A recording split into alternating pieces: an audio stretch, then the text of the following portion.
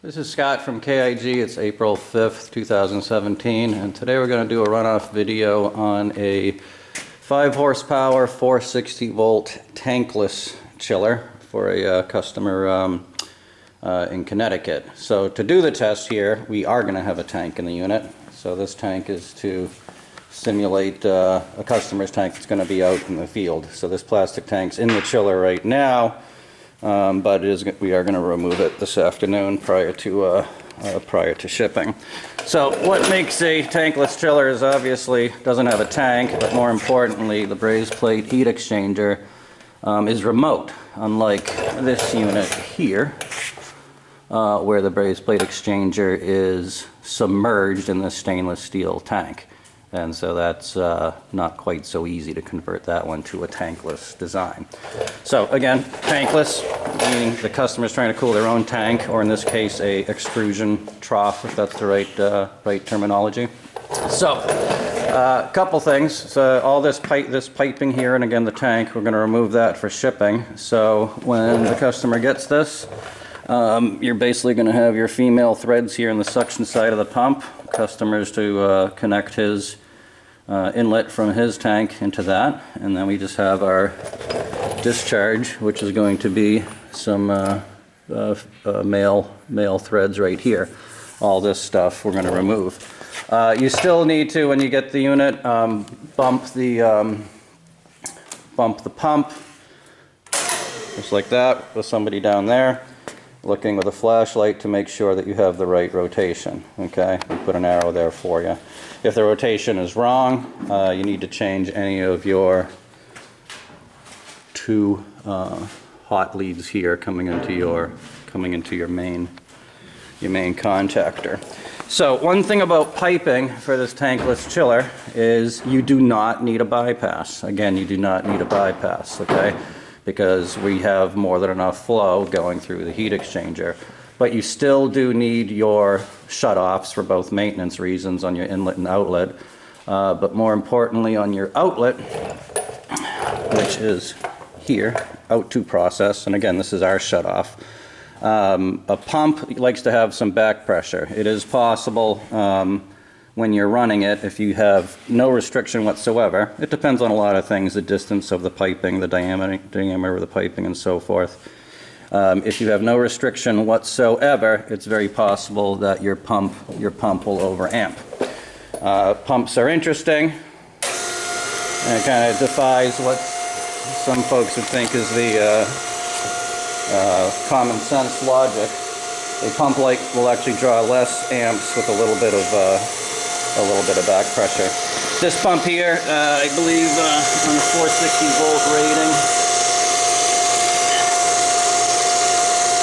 You see it over here. It shows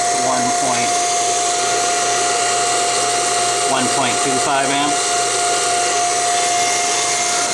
When I have my pump wide open here, draws 1.3. And that's actually not too bad. But if it was like 1.5, 1.6, which sometimes happens, then the pump can overamp and overload.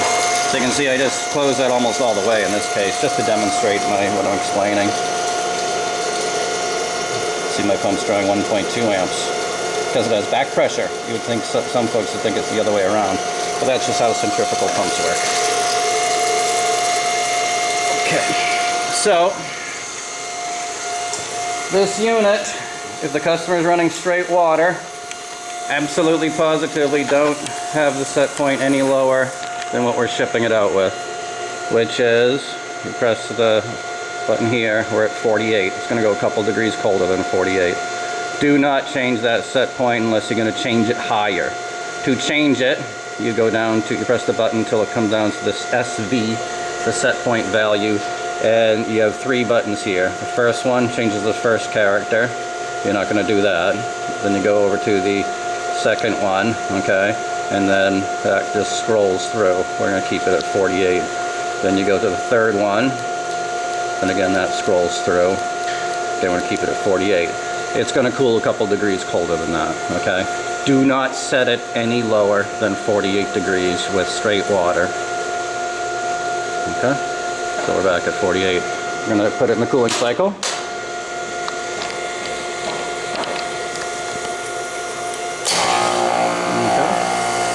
We run this for several days. I have, again, our tank here. Boy, I don't know what that is. Maybe 35, 40 gallons. Nice clear water in there. You do periodically want to clean out your Y strainer.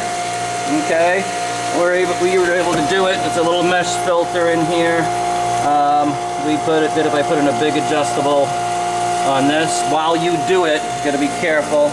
You also have to have a pipe wrench here so you don't over torque it.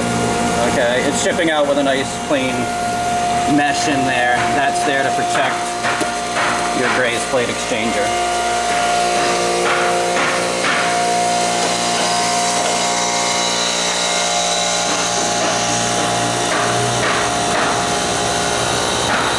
The freeze stat is already calibrated and adjusted for this unit. You shouldn't have to touch that. If something ever does trip out, maybe if somebody does accidentally set the temperature too low, which is not good, your reset is right there. The pressure switches for this unit, those are all fixed units. They're not adjustable mechanical switches, so you don't really have to worry about anything there. It does have fan switching. So when it is chilling, it is normal to hear and see that the fan's kind of going on and off. That's what allows or makes this unit a low ambient capable chiller also. Meaning it can go outside if you wanted to. But if this unit were to run outside, obviously we'd have to go over to Glycol. So this is a indoor 460 volt chiller.